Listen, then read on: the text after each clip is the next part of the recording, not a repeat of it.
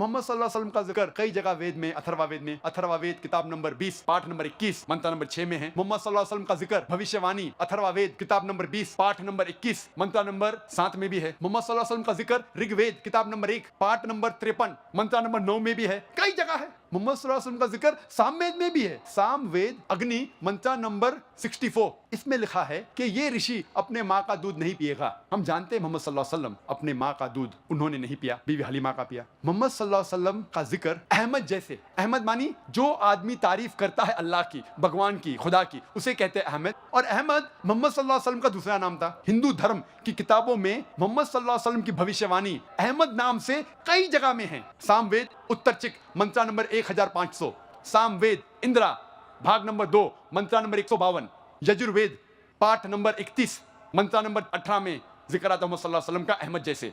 ऋग्वेद किताब नंबर 8 पाठ नंबर 6 मंत्र नंबर 10 में आता है। अथर्ववेद किताब नंबर 8 पाठ नंबर 5 मंत्र नंबर 16 में। अथर्ववेद किताब नंबर 20 पाठ नंबर 126 मंत्र नंबर 14 में। कई जगह पे मोहम्मद सल्लल्लाहु अलैहि वसल्लम की भविष्यवाणी है अहमद नाम से। मोहम्मद सल्लल्लाहु अलैहि वसल्लम की भविष्यवाणी हिंदू धर्म की किताबों में नरशंसा जैसे कई जगह है। जैसे मैंने कहा था नरशंसा की मानी है नर, जिसका मतलब है आदमी। शंसा मतलब प्रशंसा के लायक, तारीफ के लायक। नरशंसा मतलब वो आदमी जो तारीफ के लायक। और मोहम्मद की मानी भी है वो आदमी जो तारीफ के लायक। तो मोहम्मद सल्लल्लाहु अलैहि वसल्लम की भविष्यवाणी, उनका नाम मोहम्मद सल्लल्लाहु अलैहि वसल्लम जैसे हिंदू धर्म की किताबों में कई जगह लिखा है। ऋग्वेद किताब नंबर 1 पाठ नंबर 13 मंत्र नंबर 3, ऋग्वेद किताब नंबर 1 पाठ नंबर 18 मंत्र नंबर 9, ऋग्वेद किताब नंबर 1 पाठ नंबर 106 मंत्र नंबर 4, ऋग्वेद किताब नंबर 1 पाठ नंबर 142 मंत्र नंबर 3, ऋग्वेद किताब नंबर 2 पाठ नंबर 3 मंत्र नंबर 2, ऋग्वेद किताब नंबर 5 पाठ नंबर 5 मंत्र नंबर 2, ऋग्वेद किताब नंबर 7 पाठ नंबर 2 मंत्र नंबर 2, ऋग्वेद किताब नंबर 10 पाठ नंबर 64 मंत्र नंबर 3, ऋग्वेद किताब नंबर 10 पाठ नंबर 182 182 मंत्र नंबर 2, यजुर्वेद पाठ नंबर 20 मंत्र नंबर 37, यजुर्वेद पाठ नंबर 20 मंत्र नंबर 57, यजुर्वेद पाठ नंबर 21 मंत्र नंबर 31, यजुर्वेद पाठ नंबर 21 मंत्र नंबर 55, यजुर्वेद पाठ नंबर 28 मंत्र नंबर 2, यजुर्वेद पाठ नंबर 28 मंत्र नंबर 19, यजुर्वेद पाठ नंबर 28 मंत्र नंबर 42। कई जगह पे लिखा हुआ है मोहम्मद सल्लल्लाहु अलैहि वसल्लम की भविष्यवाणी नरशंसा जैसे। सिर्फ हवाले अगर मैं देने लगूंगा तो अल्हम्दुलिल्लाह अल्हम्दुलिल्लाह सुम्मा अल्हम्दुलिल्लाह, सिर्फ हवाले देने लगूंगा सैकड़ों हवाले हैं। और सिर्फ हम भविष्यवाणी मोहम्मद सल्लल्लाहु अलैहि वसल्लम की जिक्र करेंगे हिंदू धर्म की किताबों में तो सारा दिन भी कम लगेगा। और मैंने एक तकरीर की मोहम्मद सल्लल्लाहु अलैहि वसल्लम का जिक्र, मोहम्मद सल्लल्लाहु अलैहि वसल्लम की भविष्यवाणी हिंदू धर्म की किताबों में, वो कसट अगर आप देखेंगे उसके अंदर और तफसील से बात किया हूँ। मैं पूरी बात नहीं किया, तकरीर इतनी लंबी नहीं हो सकती, लेकिन और तफसील से बात किया हूँ। वक्त की किल्लत, वक्त की कमी होने की वजह से और एक भविष्यवाणी का जिक्र करूंगा मोहम्मद सल्लल्लाहु अलैहि वसल्लम के बारे में हिंदू धर्म की किताब में। वो है कल की अवतार के बारे में। कल की अवतार का जिक्र है भागवत पुराण में खंड 12 अध्याय 2 श्लोका 18 से 20 तक के, जिसमें लिखा हुआ है वो विष्णु याश के घर में पैदा होगा जो एक नेक ब्राह्मण है, संभाला गांव का सरदार, और उसका नाम होगा कल्कि। उसको 8 गुण दिए जाएंगे। उसको दिया जाएगा एक सफेद घोड़ा और उसके हाथ में होगा, सीधे हाथ में एक तलवार, और वो लोगों को सच्चाई दिखाएगा, अंधकार से लेके आएगा रोशनी तक। आगे लिखा हुआ है भगवत पुराण में खंड 1 अध्याय 3 श्लोका 25 में, कल युग में जब राजा चोर जैसा बर्ताव करेंगे उस वक्त विष्णु याश के घर में कल्कि पैदा होगा। कल्कि अवतार का जिक्र कल्कि पुराना में भी है। पाठ नंबर 2 श्लोका नंबर 4 में लिखा है कल्कि पैदा होगा विष्णु याश के घर में, संभाला देश में, संभाला गांव में। कल्कि पुराना पाठ 2 श्लोक नंबर 5 में लिखा है उसके 4 दोस्त होंगे और वो उसकी मदद करेंगे दुश्मन से लड़ने के लिए। कल की पुराना पाठ नंबर 2 श्लोक नंबर 7 में जिक्र आता है, जंग के मैदान में देवता उनकी मदद करेंगे। कल की पुराना पाठ 2 श्लोक नंबर 11 में लिखा है, यह पैदा होगा विष्णु याश के घर में सुमति की पेट में।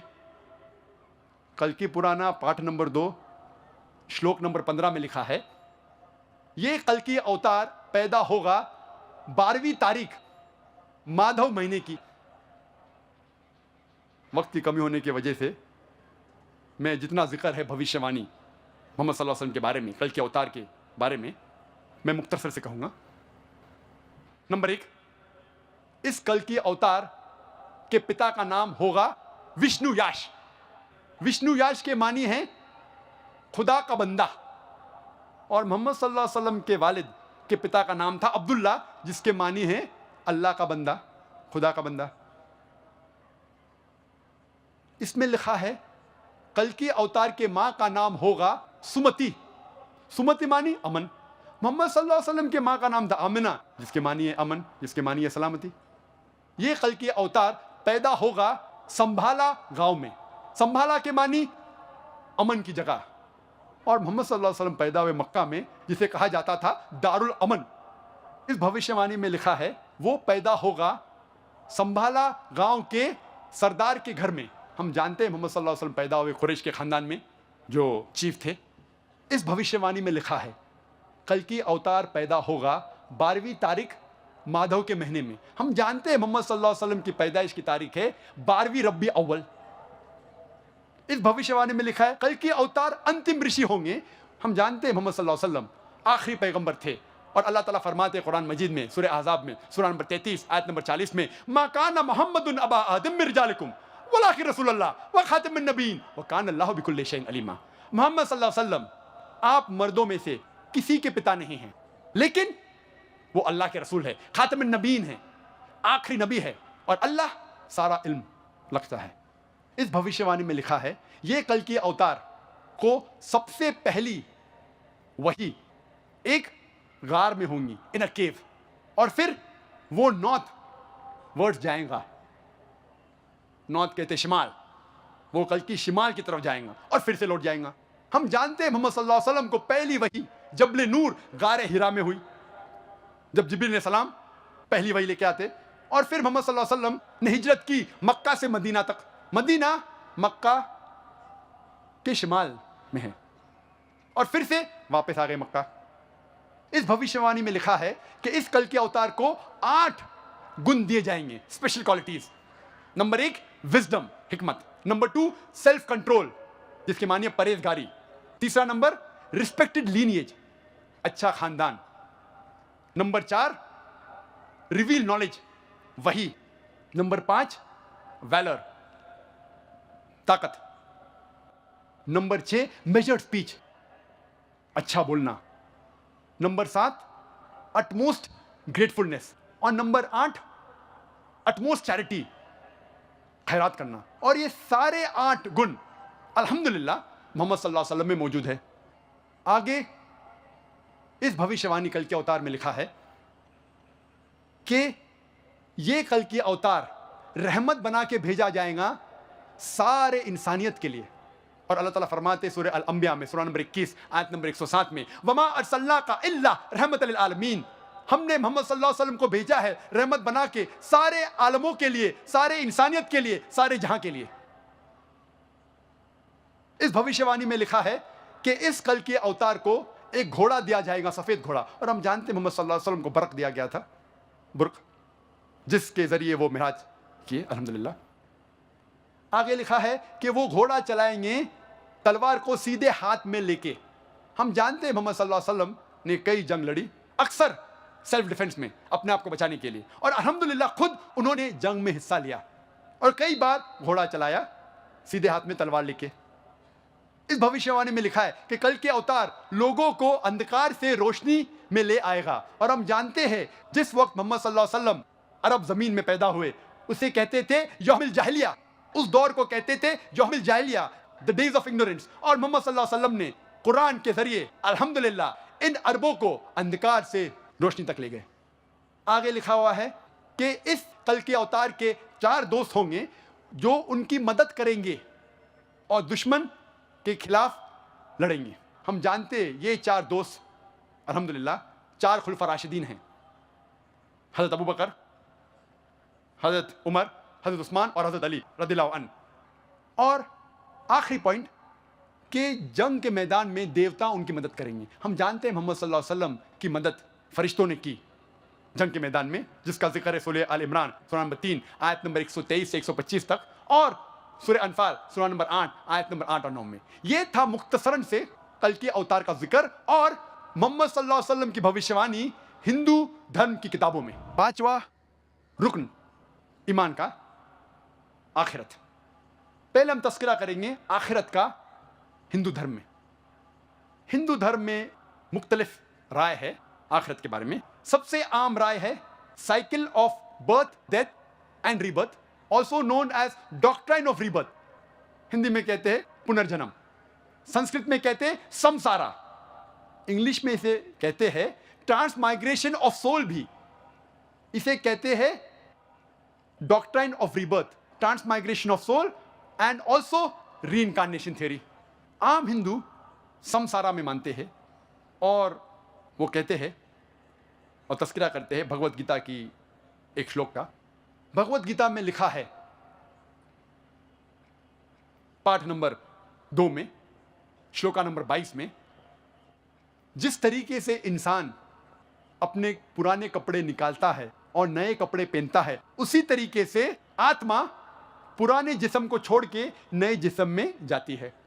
इसका जिक्र बृहद्यंकर उपनिषद में भी है, पाठ नंबर 4 भाग नंबर 4 मंत्र नंबर 3 में। Like a caterpillar walks up a grass of blade and jumps to another blade, same way a soul throws away the old body and enters a new body. जिस तरीके से caterpillar घास के ऊपर चढ़ता है और फिर दूसरे घास पे जाता है, उसी तरीके से आत्मा पुराने जिस्म को छोड़ के नए जिस्म में जाती है। आम हिंदू समझता है समसारा के बारे में, इंसान पैदा होता है फिर मरता है, फिर पैदा होता है फिर मरता है, फिर पैदा होता है फिर मरता है। ये साइकिल है बर्थ, डेथ और रिबर्थ की। लेकिन इसका जिक्र कहीं भी वेद में नहीं है, कहीं भी नहीं है। वेद में पुनर्जन्म का जिक्र है। पुनर्जन्म की मानी, पुनर मतलब नेक्स्ट, अगला, जन्म मतलब बर्थ, नेक्स्ट बर्थ, पुनर्जन्म। पुनर्जन्म की सही मानी है नेक्स्ट बर्थ, अगला जन्म, जिसके इस्लाम को कोई एतराज नहीं। हम भी मानते पुनर्जन्म में, नेक्स्ट बर्थ में, लेकिन वो पुनर्जन्म ने जो आम हिंदू मानते हैं समसारा के बारे में। हम नहीं मानते cycle of birth, death, rebirth के बारे में। हम मानते सिर्फ पुनर्जन्म। पुनर्जन्म अंग्रेजी में होता है नेक्स्ट बर्थ, अगली जिंदगी। और इसका जिक्र है ऋग्वेद में किताब नंबर 10 पाठ नंबर 16 मंत्र नंबर 4 और 5 में। तो पुनर्जन्म का जिक्र है, लेकिन ये साइकिल बर्थ, डेथ, रीबर्थ का जिक्र नहीं है। तो जब हम वेद पढ़ते हैं हमें पता चलता है कि वेद में लिखा है कि और एक जिंदगी है, और अगर आप इस जिंदगी में सफल होंगे, अगर इस जिंदगी में सफल होंगे तो आप जाएंगे स्वर्ग में। स्वर्ग का जिक्र है एक अमन की जगह, एक सलामती की जगह, जिसके नीचे बहेंगी दूध की नदियां, शहद की नदियां, वहां फल होंगे और अमन होगा। अगर आप इस दुनिया में सफलता नहीं पाते तो आप जाते हैं नरक में। नरक एक सजा की जगह है जिसका अक्सर जिक्र है वेद में आग जैसा। अब हम तस्करा करेंगे आखिरत का जिक्र इस्लाम में। अल्लाह ताला फरमाते सूरह बकरा में सूरह नंबर 2 आयत नंबर 28 में, क्या आप अल्लाह में नहीं ईमान लाएंगे ये जानने के बाद कि अल्लाह ने आपको जिंदगी दी, फिर मौत दी और फिर से जिंदगी दी। अल्लाह ताला फरमाते सूरह मुल्क में सूरह नंबर 67 आयत नंबर 2 में, अल्लज़ी खलक़ल मौत वल हयाता, अल्लाह ने मौत और जिंदगी बनाई ताकि इंसानों को पहचान सके, ताकि इंसानों का इम्तिहान ले सके। This life is a test for the hereafter. ये जिंदगी इम्तिहान है। अगर हम जिंदगी में सफल होते तो हम जाते हैं जन्नत में, और जन्नत का तस्करा है कुरान और सही हदीस में। अमन की जगह, सलामती की जगह, जिसके नीचे दूध की नदियां बहती है, शहद की नदियां बहती है, फल है कई किस्म के, खजूर है, अनार है। अल्हम्दुलिल्लाह जिस अनार को हम जानते वैसे अनार ने करोड़ों गुना बेहतर फल अल्हम्दुलिल्लाह। और अगर हम सफलता नहीं पाते इस दुनिया में, हम जाएंगे जहन्नम में। जहन्नम एक सजा की जगह है जिसका अक्सर जिक्र कुरान मजीद में आग के साथ, और कहा गया कुरान मजीद में जिसका ईंधन होगा पत्थर और इंसान। तो जब हम तहकीक करते हैं हिंदू धर्म की किताबों का और मजहब इस्लाम की किताबों का, हमें पता लगता है कि दोनों में आखिरत का जिक्र है। छठा रुकन कदर, तकदीर। हिंदू धर्म में भी तकदीर है, कदर है कि भगवान खुदा इंसान की कदर लिखता है और जानता है क्या होगा। इसी तरीके से इस्लाम में भी कदर, तकदीर का तस्करा है। हम मानते हैं कि अल्लाह सुब्हानहू व तआला ने इंसानों की तकदीर लिखी है, कभी वो पैदा होगा, कब मरेगा, वगैरह वगैरह। ये था मुख्तसरन तौर पे हिंदू धर्म और मजहब इस्लाम में ईमान के अरकान के बारे में यकसानियत। मुख्तसरन सा कुछ वक्त तक, अभी तकरीर खत्म होने के पहले मैं तस्करा करूंगा कुछ और यकसानियत का। अगर सारे दिन भी मैं तकरीर करूं, यकसानियत तो काफ़ी है, मैं सिर्फ अहम यकसानियत जो आम हिंदू और आम मुसलमान नहीं जानता कि दोनों मजहबों में मौजूद है, कोशिश करूंगा कुछ और यकसानियत का जिक्र करूं। अल्लाह सुब्हानहू व तआला फरमाते हैं सूरह माइदा में, सूरह नंबर 5 आयत नंबर 90 में, या अय्युहल्लज़ीना आमनू, ए ईमान वालो, इन्नमल खम्रु वल मैसरू, नशे वाली चीजें, शराब और जुआ, वल अंसाब वल अज़लामू, बुत परस्ती, फाल खोलना, रिज्सुम मिन अमली शैतान, ये शैतान की हरकत है, फज्तनिबू लअल्लकुम तुफ्लिहून, इससे दूर रहो ताकि आप सफलता पाओ। अल्लाह ताला फरमाते हैं कि नशे वाली चीज, शराब, जुआ, बुत परस्ती, फाल खोलना, ये शैतान की हरकत है, इससे दूर रहो ताकि आप सफलता पाए। अब हम देखेंगे हिंदू धर्म की किताबों में इसके बारे में क्या लिखा है। जब हम पढ़ते हैं मनुस्मृति पाठ नंबर 9 श्लोक नंबर 235 में लिखा है, पंडित का कत्ल करने वाला, शराब पीने वाला, चोरी करने वाला और अपने गुरु के शादी के बिस्तर को खराब करने वाला, ये चारों लोग बड़ी गुनाह कर रहे हैं, बहुत बड़ी गुनाह कर रहे हैं। और आगे लिखा है मनुस्मृति में पाठ नंबर 9 श्लोक नंबर 238 में, ये लोगों को बड़ी सजा मिलना चाहिए, कोई भी इनके साथ नहीं खाना चाहिए, कोई भी इनके लिए कुर्बानी नहीं देना चाहिए, कोई भी इनके लिए पढ़ना नहीं चाहिए, कोई भी इनसे शादी नहीं करना चाहिए, और इन लोगों को सारे मजाहिब से बाहर ढकल देना चाहिए, एक्सकम्युनिकेट करना चाहिए ताकि वो दुनिया भर घूमे। आगे लिखा है मनुस्मृति में पाठ नंबर 11 श्लोक नंबर 55 में,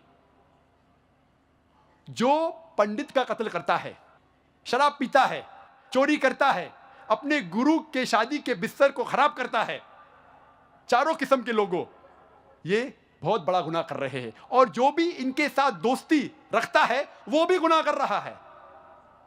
आगे लिखा है मनुस्मृति में पाठ नंबर 11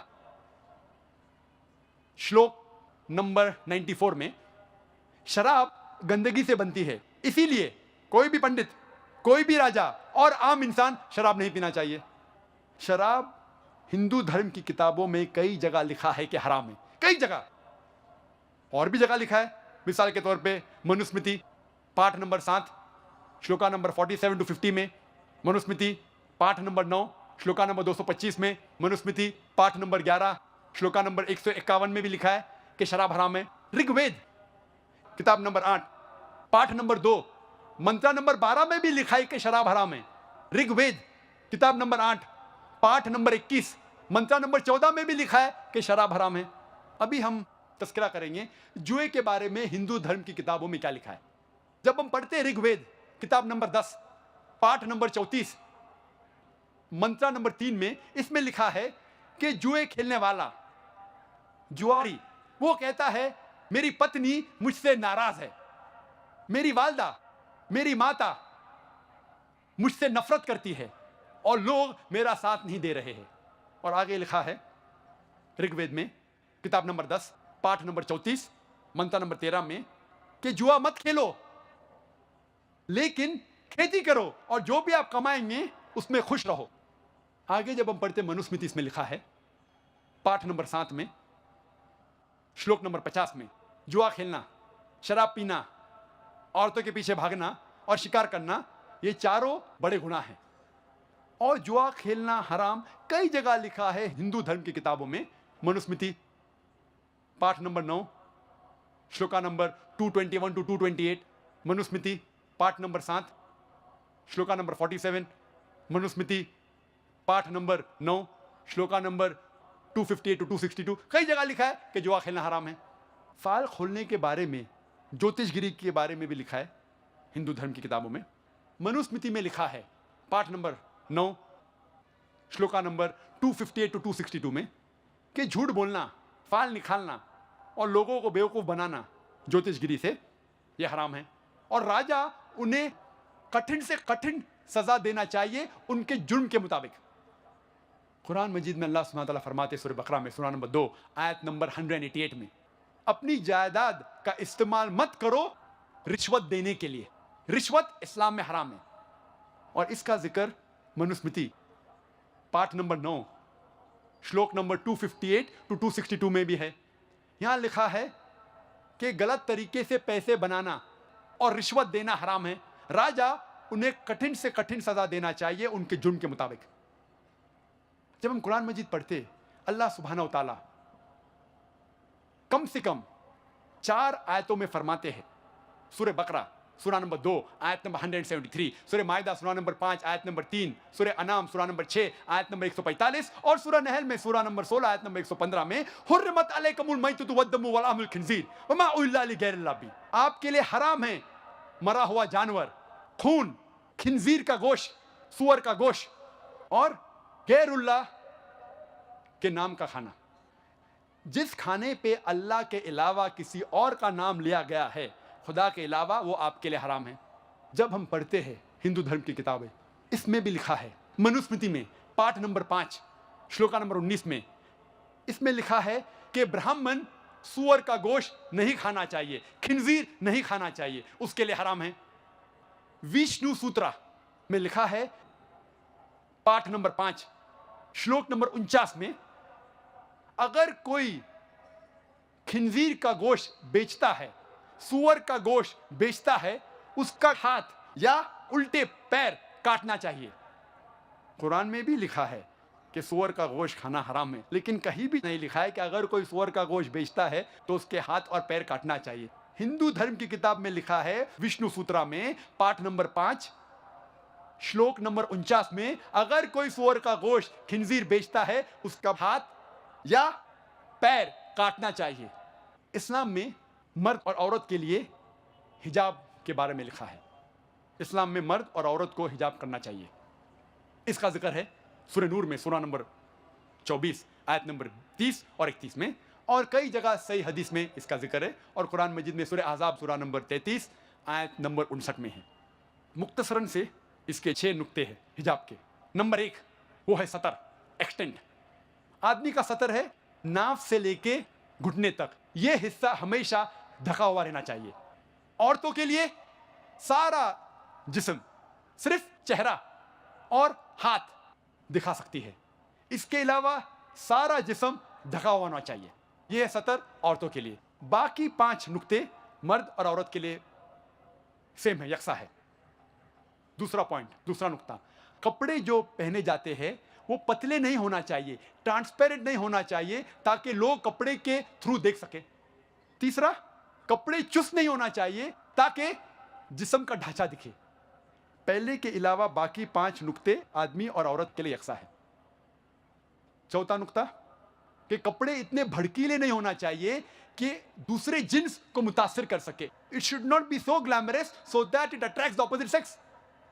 5वां नुक्ता, दूसरे मज़ाहिब के निशानी वाले कपड़े नहीं पहनना चाहिए। और 6ठा नुक्ता, दूसरे जिन्स के कपड़े नहीं पहनना चाहिए। आदमी औरत के कपड़े नहीं पहनना चाहिए, औरत मर्द के कपड़े नहीं पहनना चाहिए। जब हम हिंदू धर्म की किताबों का मुताला करते हैं, आपको हिजाब के बारे में जिस तरीके से इस्लाम में लिखा है, अल्हम्दुलिल्लाह हिंदू धर्म की किताबों में भी वैसा लिखा है।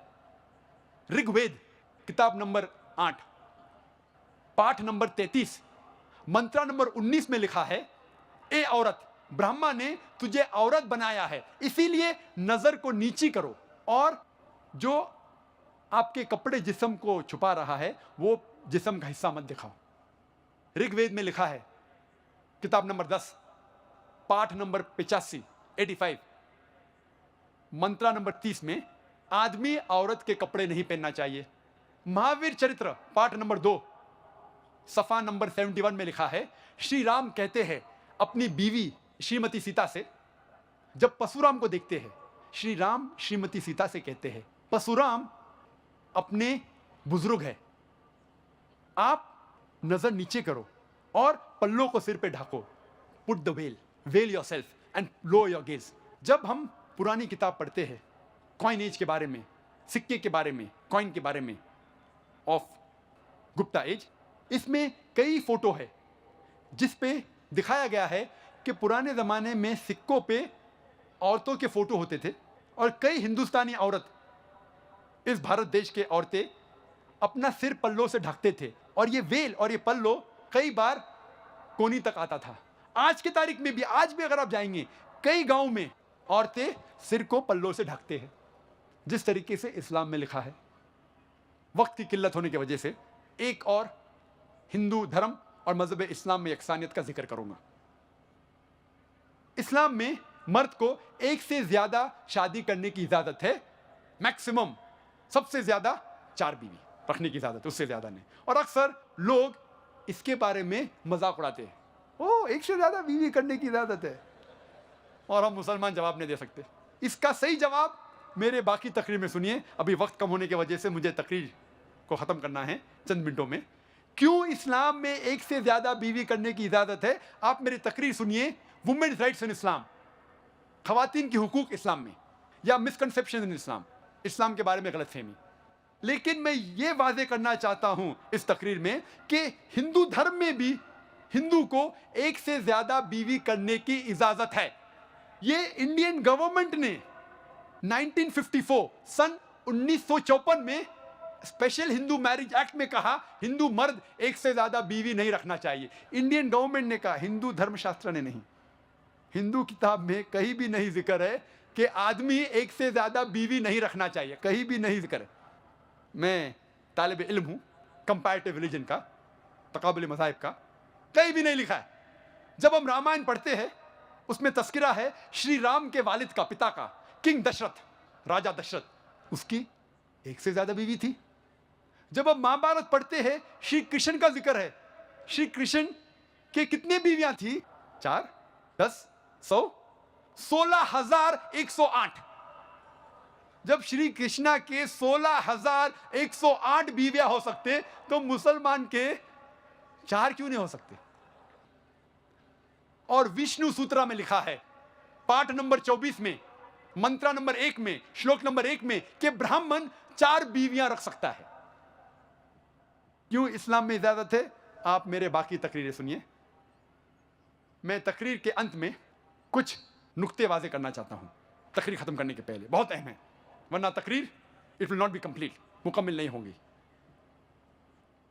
इस देश को, हमारा मुल्क भारत, इस भारत को अंग्रेजों ने इस भारत पे हुकूमत किया 60 साल पहले, और कई सालों तक अंग्रेजों ने इस भारत पे हुकूमत किया। आए थे तिजारत करने के लिए, लेकिन उनकी एक पॉलिसी थी डिवाइड एंड रूल, बंटवारा करो और हुकूमत करो। इसके जरिए हमारे देश भारत पे हुकूमत किया, बर्बाद कर दिया हमारे देश को, लूट लिया हमारे देश को। ये अंग्रेजों ने आए थे तिजारत करने के लिए, लेकिन लूट लिया हमारे देश को, और हमारे तहजीब, हमारे भारत देश की तहजीब को खराब किया। इसीलिए 19वीं सदी में, 19वीं सदी के शुरू में कई हिंदू रिफॉर्मर्स आए, मतलब हिंदू इल्म रखने वाले लोग, जो हिंदू धर्म में जब मिलावट होने लगी हमारे तहजीब में, इसको सही करने के लिए आए। उसे कहते हैं अंग्रेजी में हिंदू रिफॉर्मर्स।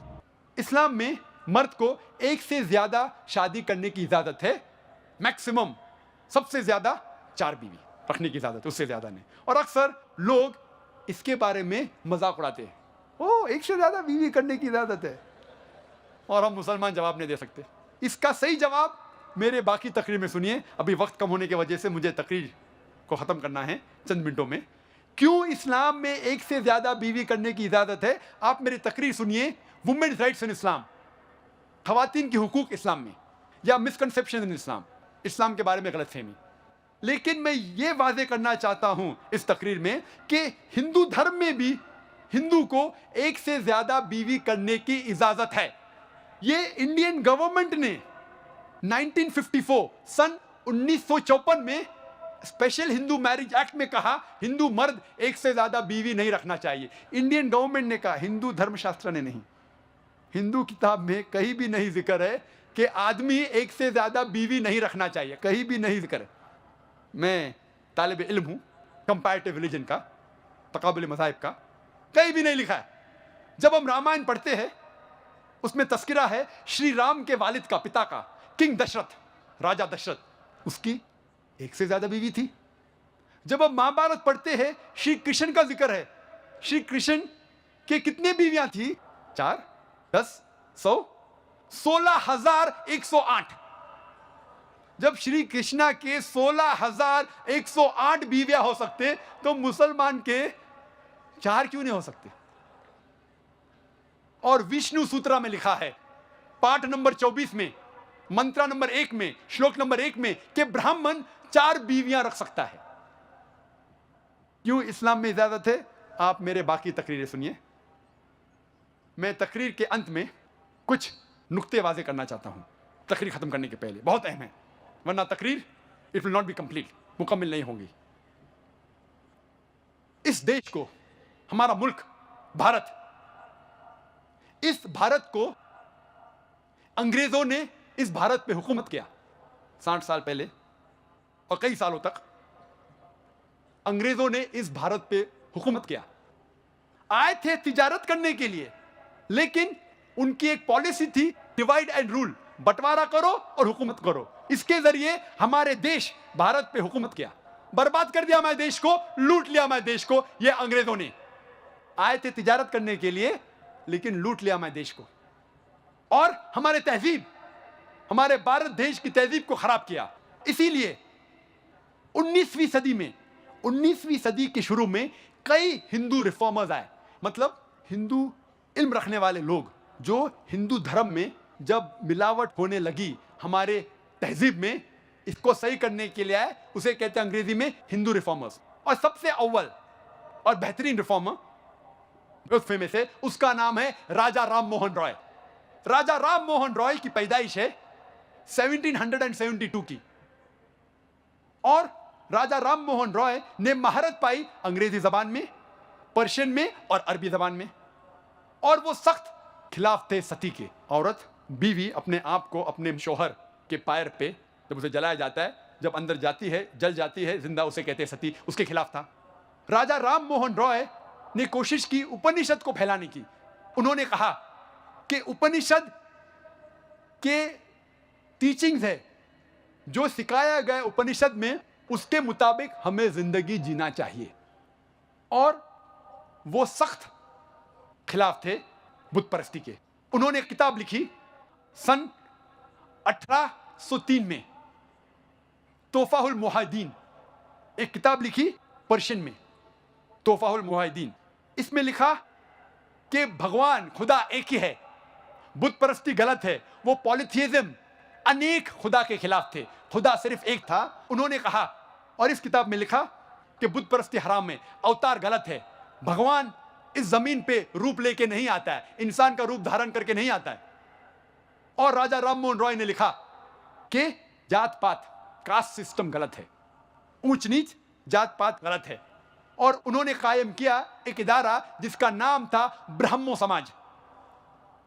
और ब्राह्मो समाज के ट्रस्ट डीड में राजा राम मोहन रॉय लिखते हैं कि इस ट्रस्ट के बिल्डिंग में कोई भी बुत, कोई भी स्टैच्यू, कोई भी स्कल्पचर, कोई भी कार्विंग, कोई भी फोटो, कोई भी पेंटिंग और इसके जैसी चीज इस बिल्डिंग में नहीं आएंगे। वो इतना खिलाफ थे बुत परस्ती के। और ब्रह्मो समाज और फैलने लगा और इसके कई शाखे, मेनी ऑफशूट्स केम ऑफ ब्रह्मो समाज। लेकिन जितने भी शाखे बने ब्रह्मो समाज के, उनके चंद नुक्ते यकसा थे। नंबर 1, वो मानते थे कि खुदा एक है, भगवान एक है। दे वर अगेंस्ट पॉलिथिज्म, अनेक भगवान के खिलाफ थे। इसमें लिखा था कि बुत परस्ती हराम है, गलत है।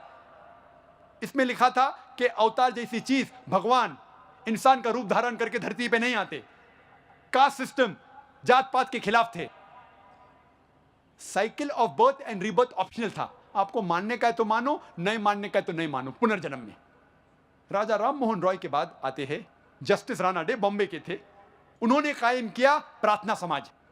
और जो ब्राह्मो समाज में सिखाया जाता था, इसमें भी वही था, भगवान एक है, अनेक नहीं है, बुत परस्ती गलत है, अवतार गलत है, जात पाति के खिलाफ थे। लेकिन खुसूसन उन्होंने कहा कि औरतों को तालीम देना चाहिए, और औरतों जब उनके शोहर मर जाते हैं, जब उनके पति मर जाते हैं, इंतकाल होता है, उन्हें फिर से शादी करना चाहिए।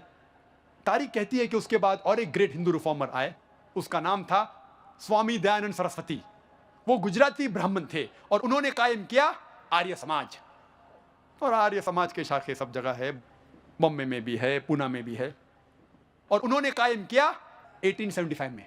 और स्वामी दयानंद सरस्वती कहते हैं कि हमें वेद पे तवज्जो देना चाहिए, सिर्फ वेद के ऊपर अमल करना चाहिए, बाकी कोई किताबों पे नहीं, सिर्फ वेद। और जो चीज वेद से टकराती है उसे छोड़ देना चाहिए। और स्वामी दयानंद सरस्वती ने भी कहा कि भगवान खुदा एक है, बुत परस्ती गलत है, अवतार जैसी चीज नहीं है। उसके बाद और एक ग्रेट हिंदू रिफॉर्मर है स्वामी विवेकानंदा। वो स्वामी रामाकृष्ण के शागिर्द थे और उन्होंने कायम की रामाकृष्ण मिशन। और उन्होंने फेमस किया हिंदू धर्म वेस्टर्न कंट्रीज में। वो जाते शिकागो और वो कॉन्फ्रेंस वर्ल्ड रिलीजन्स के, वहां जिक्र करते हैं हिंदू धर्म के बारे में। स्वामी विवेकानंदा कहते हैं ये लफ्ज हिंदू गलत है, सही लफ्ज होना चाहिए वेदांतिस्ट, क्योंकि हमें वेदा में मानना चाहिए। और वो वेद के सिखाए हुए चीजें को फैलाने की कोशिश की। हमें सिर्फ वेद पे सबसे ज्यादा तवज्जो देना चाहिए, जो वेद से टकराता है उसे छोड़ देना चाहिए। और उन्होंने कहा कि जितना सबसे बड़ा हिस्सा था वेद का, वो तो आज हमारे पास नहीं है। जो भी कुछ है उसके ऊपर अमल करना चाहिए। जैसे मैं कह रहा था, अंग्रेज हिंदुस्तान आए, भारत देश में आए तिजारत करने के लिए, हमारे देश को लूटा, बर्बाद किया। उनकी पॉलिसी थी डिवाइड एंड रूल, बंटवारा करो, हिंदू मुस्लिम में झगड़े लगाओ और देश को लूटो, देश पे राज करो। ये हिंदू रिफॉर्मर्स जैसे राजा राम मोहन रॉय, जस्टिस राणा डे, स्वामी दयानंद सरस्वती, स्वामी विवेकानंदा, ये लोग कोशिश किए कि हमारे तहजीब को फिर से सही करें। और मैंने इनकी किताबें पढ़ी। जो भी कुछ मैंने कहा आज के तकरीर में, मैंने मेरे खुद दिमाग से नहीं कहा, मैंने इनकी किताबें पढ़ी और फिर पता लगा कि ये भी हिंदू धर्म में मौजूद है। लेकिन अक्सर जब ये हिंदू रिफॉर्मर्स किताब लिखे, हवाला नहीं दिए। अक्सर लोग जब कहते हैं और किताब लिखते हैं, हवाला नहीं देते। मैं हूं तालिबे इल्म कंपैरेटिव रिलीजन का, स्टूडेंट ऑफ कंपैरेटिव रिलीजन, तालिबे इल्म हूं तकाबुल मज़ाहिब का। और अक्सर तकरीर में, अक्सर 99% जब भी कोई बात करता हूं, चाहे इस्लाम की हो, हिंदू धर्म की हो, ईसाईयत की हो, हवाला देता हूं, ताकि लोग को यकीन हो कि मैं जो कह रहा हूं सच कह रहा हूं। मैंने क्या किया, इनकी किताबें पढ़ी और तहकीक की वेद में, भगवत गीता में, उपनिषद में, पुराना में। उन्होंने कहा, ये हिंदू रिफॉर्मर्स ने, भगवान एक है, किधर लिखा है? ने कहा, मैंने तहकीक की। छंदोग्य उपनिषद पाठ नंबर 6 भाग नंबर 2 मंत्र नंबर 1, एकम एविदित्यम, भगवान एक है, दूसरा नहीं। इस तरीके से तहकीक करके मैंने हवाले इकट्ठा किए और ये तकरीर आपके सामने पेश की। ये मेरे दिमाग में से अपने आप नहीं लिखा, किताबें पढ़ी, तहकीक की और आपके सामने। हवाले क्यों दिया? तो लोग समझेंगे कि ये जाकिर मुसलमान है, इधर उधर बंडल मार रहा है। किताबें मौजूद है, हमारा इदारा है माशाल्लाह बॉम्बे के अंदर, कोई भी चाहे हिंदू हो, ईसाई हो, मुसलमान हो, बुद्ध हो, आके देख सकता है, पढ़ सकता है, तहकीक कर सकता है। और अक्सर मैंने जब हवाले दी वेद के दिए, क्योंकि वेद सबसे ऊंची किताब, सबसे अहम किताब है हिंदू धर्म में। अगर आप बाकी हवाले भी निकाल देंगे, उपनिषद के, भगवत गीता के, पुराने के, फिर भी मेरी तकरीर तकरीबन वही रहेंगी। लेकिन जानबूझ के मैंने हवाले दिए भगवत गीता के, पुराना के और दीगर किताबों के, क्योंकि ये किताबें ज्यादा पढ़ी जाती है। हिंदू इस किताबों को ज्यादा पढ़ते, भगवत गीता को वेद से ज्यादा पढ़ते। मानते हैं कि वेद ऊपर है, लेकिन पढ़ते भगवत गीता ज्यादा। इसीलिए मैंने इन किताबों का भी जिक्र किया मेरी तकरीर में हवाले के साथ, ताकि वो लोग भी जो भगवत गीता पढ़ते हैं, उपनिषद पढ़ते हैं, पुराना पढ़ते हैं, जान ले इसमें क्या लिखा है। मैं भी पहले इन ब्रिटिशर्स, इन अंग्रेज के ट्रैप में आ चुका था, उनके फैलाए हुए जाल में आ चुका था। मैं समझता था हिंदू धर्म और इस्लाम में यकसानियत हो ही नहीं सकती, मुमकिन ही नहीं, नामुमकिन। फिर मैंने हिंदू रिफॉर्मर्स की किताब पढ़ी, वेद का मुताला किया, दीगर किताबों का मुताला किया, हिंदू मज़ाहिब के, हिंदू धर्म के, और फिर तकरीर पेश की। हमने, इस देश भारत ने अंग्रेज से तो छुटकारा पा चुका है। We have received independence from the britishers. अंग्रेज से आजाद तो मिली, लेकिन उनकी पॉलिसी डिवाइड एंड रूल, अब तक हम उसको इस्तेमाल कर रहे हैं। अफसोस की बात है, अंग्रेज तो चले गए, अपने गलत चीजें छोड़ गए। हम अब तक डिवाइड एंड रूल की पॉलिसी इख्तियार करते हैं, खुसूसन इस देश के पॉलिटिशियंस। अंग्रेज चले गए, अपनी गलत हरकत छोड़ गए। इस देश के पॉलिटिशियन, चाहे वो हिंदू हो, ईसाई हो या मुस्लिम हो, अक्सर वो मजहब का इस्तेमाल करते हैं, झगड़े फसाद फैलाते हैं अपने वोट बैंक के लिए। इस देश भारत में, सारे जहां में, सारे जमीन में सबसे ज्यादा राइट्स, कम्युनल राइट्स, मजहब के राइट्स, दंगे फसाद इस देश में होते हैं। सारे दुनिया में सबसे ज्यादा अगर कोई भी देश में दंगे फसाद होते हैं मजहब के नाम से, वो है भारत में। और अक्सर जब हम तहकीक करते हैं, इसकी जड़ होती है अक्सर पॉलिटिशियंस। हिंदू और मुसलमान में भेदभाव पैदा करते हैं, झगड़े फसाद करवाते हैं, ताकि वो अपनी वोट हासिल कर सके। आप देख रहे अयोध्या में क्या हुआ, गुजरात में क्या हुआ, वोट बैंक के लिए। एक आदमी ने मुझसे कहा, these politicians they add fuel to the fire। ये पॉलिटिशियन लोग अंगार में ईंधन डालते हैं, तेल डालते हैं। पॉलिटिशियंस अंगार में ईंधन डालते हैं, तेल डालते हैं। मैंने कहा नहीं, मैं इस बात को नहीं मानता हूं।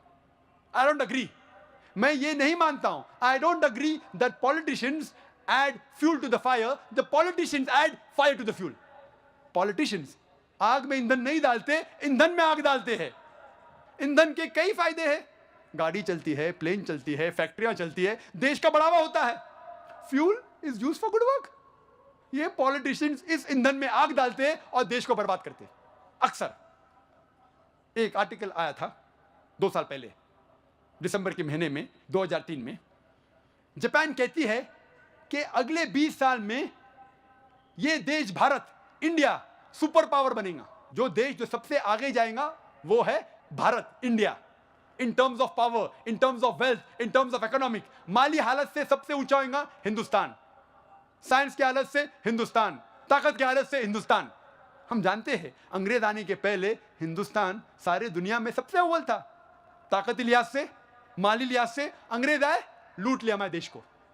मेरी दरखास्त है मेरे हिंदू भाइयों से, मेरे मुसलमान भाइयों से, मेरे पॉलिटिशियन भाइयों से, कि आप अपनी मजहबी किताबों का मुताला कीजिए और कम से कम जो यकसानियत है हिंदू धर्म और मजहब इस्लाम में, कम से कम उस यकसानियत पर अमल करो, साथ में रहो और इस देश की तरक्की होने दो। इंशाअल्लाह, इंशाअल्लाह वेरी सून, बहुत जल्दी हमारा देश सबसे आगे होगा, अमेरिका के आगे, यूरोप के आगे, इंशाअल्लाह। ऋग्वेद में लिखा है, किताब नंबर 10, पाठ नंबर 71, मंत्र नंबर 4 में, they see the words but they see not, they hear the words they hear not. वो देख रहे हैं लेकिन फिर भी नहीं देखते, सुन रहे हैं लेकिन फिर भी नहीं सुनते। देख रहे हैं कि वेद में लिखा है कि बुत परस्ती मत करो, फिर भी करते। सुन रहे लेकिन फिर भी नहीं सुनते। कुरान में लिखा है सूरह बकरा में सूरह नंबर 2 आयत नंबर 18 में, सुम्मुम बुकमुन उम्युन फहुम ला यर्जुन, deaf the dumb the blind they will never return to the true path. वो गूंगे, वो बहरे, वो कभी भी सीधे रास्ते पे नहीं आएंगे। अक्सर धर्म के ठेकेदार, चाहे वो हिंदू धर्म के हो, ईसाई धर्म के हो या मुस्लिम धर्म के हो, इस्लाम धर्म के हो, धर्म के ठेकेदार जो धर्म अधिकारी होते हैं, अपने धर्म के ठेकेदार हिंदू धर्म के हो या इस्लाम मजहब के हो, वो नहीं चाहते कि उस धर्म के मानने वाले अपनी किताब पढ़े, क्योंकि अगर लोग मजहब की किताब पढ़ने लगे तो उनका खिस्सा कैसा भरेगा, वो नहीं चाहते। इसलिए मैंने एक तकरीर की, क्या कुरान को समझ के पढ़ना जरूरी है, और वहां कहा कि कुरान को समझ के पढ़ना बहुत जरूरी है।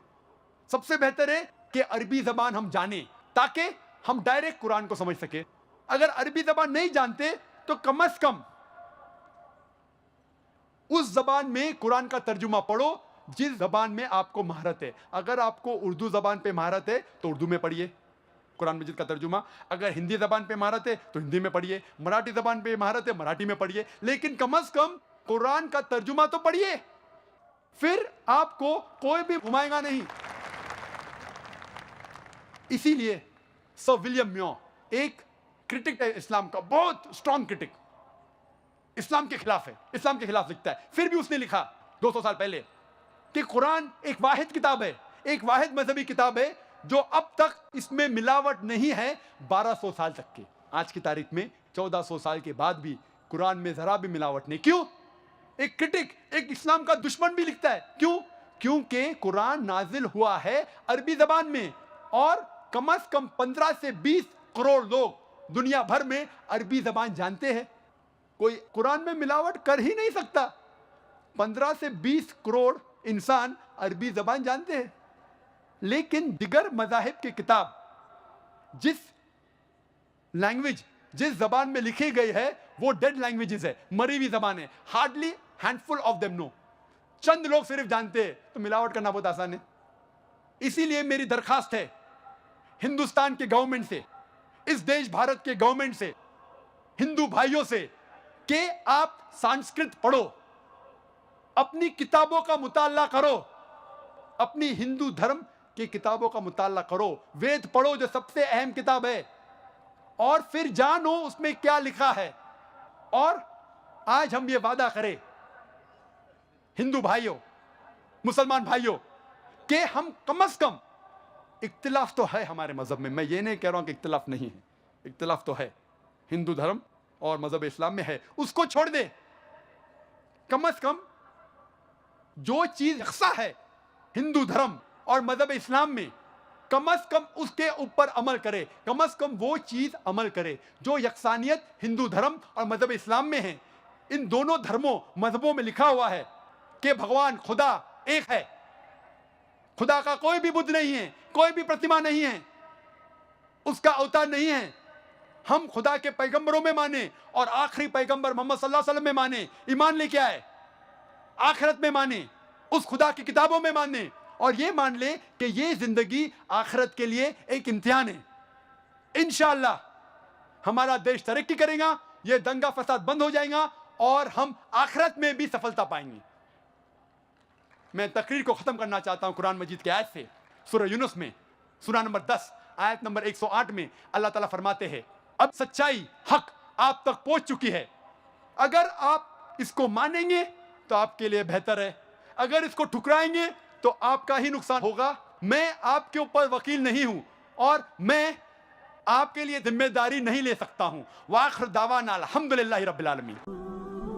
अस्सलामु अलैकुम वरहमतुल्लाहि वबरकातुहू। जी खुश आमदीद दोस्तों, उम्मीद करता हूँ वीडियो आपने पूरी देखी होगी और आपको पसंद भी आई होगी। जब से ये दुनिया बनी है इसमें लाखों करोड़ों इंसान आए, और इन इंसानों की हिदायत के लिए अल्लाह ताला ने वक्तन फ़वक्तन अंबिया भेजे, और सबसे आखिर में हमारे और आपके प्यारे नबी हज़रत मोहम्मद सल्लल्लाहु अलैहि वसल्लम तशरीफ़ लाए। हज़रत मोहम्मद सल्लल्लाहु अलैहि वसल्लम ने तकरीबन 63 साल की उम्र पाई, और 40 साल की उम्र में रसूलुल्लाह सल्लल्लाहु अलैहि वसल्लम को जो है ना वो नबूवत मिली। आप सल्लल्लाहु अलैहि वसल्लम जब पैदा हुए तो पैदाइश के साल से तकरीबन 50 दिन पहले असहाब फील का वाक़या आया। ये वाक़या आपने सुना होगा कि जब अब्रहा नामी एक जो है ना एक बादशाह था, उसने जो है ना खाना काबे के मुकाबले में अपना एक काबा बनाया और कहा कि अब लोग खाना काबा की तरफ नहीं जाएंगे बल्कि यहाँ इसकी तवाफ़ करेंगे और इसकी इबादत करेंगे। मुसलमानों को जब ख़बर हुई तो ये खाना काबा जो है ना ये कुछ 100 साल पुराना नहीं, 2 साल पुराना नहीं, बल्कि जब से दुनिया बनी है हज़रत आदम अलैहिस्सलाम के वक़्त से ये खाना काबा जो है ना ये आबाद है। तो इस जो है ना इसने जो अब्रहा है इसने जो काबा बनाया तो एक मुसलमान ने जाकर वहाँ पर पाखाना किया और उसकी जो है ना बेइज्जती कर दी। अब्रहा ने जब ये सुना तो ये देखा तो उसने कसम खाई कि मैं खाना काबे की जब के ईंट से ईंट ना हिला दूँ मैं वापस नहीं आऊँगा। इसने बहुत बड़ा लश्कर लिया, उसमें कुछ लोग भी लिए और उसमें एक हाथी भी थे, बहुत बड़े बड़े हाथी, ताकि हम जो है ना रास्ते में जो है ना इसकी मदद से खाना काबा को गिरा सके। हाथी आगे, उसका लश्कर पीछे, रास्ते में जितने भी लश्कर मिले उन सब के सब लश्करों को जो है ना साथ में लिया और आगे जो है ना वो खाना काबा की तरफ आते गए। जब खाना काबा के करीब पहुँचे तो इसका जो हाथी था, जो सबसे बड़ा महमूद नाम था उसका, वो रुक गया। वो आगे नहीं जा रहा था, ये उसको मार रहे थे, पीट रहे थे। जब इसका रुख खाना काबे की तरफ करते थे तो ये जाता था, लेकिन जब इसको दोबारा पलटते थे तो ये वो नहीं जाता था। जब इसको घर की तरफ मुँह करते तो ये रवाना हो जाता। तब अल्लाह ताला ने अबाबील के ज़रिए कुछ परिंदे भेजे, ऐसे परिंदे जो पहले न कभी लोगों ने देखे और न कभी देखेंगे। ऐसे परिंदे अल्लाह ने भेजे और उसके हाथों में 3-3 कंकरियाँ होती थी, 2 पंजों में और एक जो है ना वो चोंच में होती। और ये जब अब्रहा के लश्कर पर पड़ती तो वो एक गोली की तरह उनसे आर पार निकल जाती। यानी कि ये हवाई जो गोले हैं, जो बारूद है, ये तो आजकल बने हैं, तकरीबन इतना ज़्यादा अरसा नहीं होगा, लेकिन उस वक़्त जो है ना गोली की रफ्तार से ये पत्थर उनके ऊपर फेंके गए और अल्लाह ताला ने यूँ अपने घर की हिफाजत की। तो हमारे पैगंबर ऐसे अजीम हस्ती है कि उनके पैदाइश से पहले अल्लाह ने असहाब फील का जो वाक़या वो आया। उसके बाद जब हमारे पैगंबर पैदा हुए तो उस वक़्त जो शाह किस्रा तो जो ईरान थे उसके जो महल थे उसमें दरार पड़ गए और ये बात इस बात की अलामत थी कि जो नबी पैदा हुए, जो पैगंबर पैदा हुए, उसका जो दीन है वो पूरी दुनिया में फैलेगा और पूरी दुनिया के कुफर को ख़त्म करेगा। लिहाजा जब हमारे पैगंबर 40 साल के हुए तो उन पर पहली वही नाजिल हुई और हमारे प्यारे नबी हज़रत मोहम्मद सल्लल्लाहु अलैहि वसल्लम जब नबूवत की काम शुरू की, जब दावत शुरू किया तो तरह तरह कई किस्म के तकालीफ मिले। ख़ुद उनके अपने लोग वो भी मुखालिफ हुए, उनके चचा जो थे अबू लहब वो भी उनके ख़िलाफ़ हुए। इसी तरह कुरैश मक्का ने जितनी तकलीफ़ें पहुंचाई वो किताबों ने लिखी है और इन्हीं तकलीफ़ों से मजबूर होकर अल्लाह ताला ने हिजरत की जो है ना हुक्म नाजिल किया। तो रसूलुल्लाह सल्लल्लाहु अलैहि वसल्लम और सहाबे किराम ने आहिस्ता आहिस्ता मदीने की तरफ हिजरत शुरू की। वहाँ भी इन कुफ़ार ने इनका पीछा नहीं छोड़ा और यूँ ग़ज़वे बदर का वाक़या आया, उहद का और ग़ज़वे अहज़ाब का। ओवरऑल जब आप इन मुसलमानों के हालात देखेंगे तो रसूलुल्लाह सल्लल्लाहु अलैहि वसल्लम का जो जज्बा था, जो बहादरी थी और जिस बहादरी से मुसलमानों ने कामयाबियाँ समेटी, तारीख़ में उनकी मिसाल नहीं मिलती। बदर में 313 मुसलमान थे और काफिरों की तादाद 1000 थी, फिर भी अल्लाह ताला ने मुसलमानों को फतहयाब किया क्योंकि उस वक़्त ईमानी क़ुव्वत थी। और आजकल अफसोस के साथ कहना पड़ रहा है कि मुसलमानों की तादाद जो है ना वो 1000 क्या के बल्कि मिलियन बिलियंस में है, लेकिन फिर भी कुफर के ख़िलाफ़ मुकाबला नहीं कर सकते। क्यों? क्योंकि जो ईमानी ताकत है वो हमसे चली गई, हमारा यकीन जो है ना वो असबाब पर हो गया और अल्लाह ताला से हमारा यकीन कम हो गया। इसलिए अगर आज भी मुसलमान अपना यकीन अल्लाह पर मजबूत करे तो दुनिया की कोई ताकत हमें नहीं रोक सकती। तो ये पैगंबर अज़ीमुशान पैगंबर जो बाद में इमामुल अंबिया भी बने, यानी अंबिया के इमाम बने मेराज के वाक़े के ऊपर, तो इस पैगंबर का नाम जो तौरात, ज़बूर और इंजील था उन किताबों में भी आया था। ये यहूद अच्छी तरह से जानते हैं कि हमारे प्यारे नबी हज़रत मोहम्मद सल्लल्लाहु अलैहि वसल्लम आखिरी नबी है, उनकी निशानियाँ भी जानते थे, उनके पैदाइश की जगह भी जानते थे, लेकिन सिर्फ ज़िद की वजह से ईमान नहीं लाते, क्योंकि ये हमारे इसराइल में से नहीं, इसलिए हम उस पर ईमान नहीं लाते।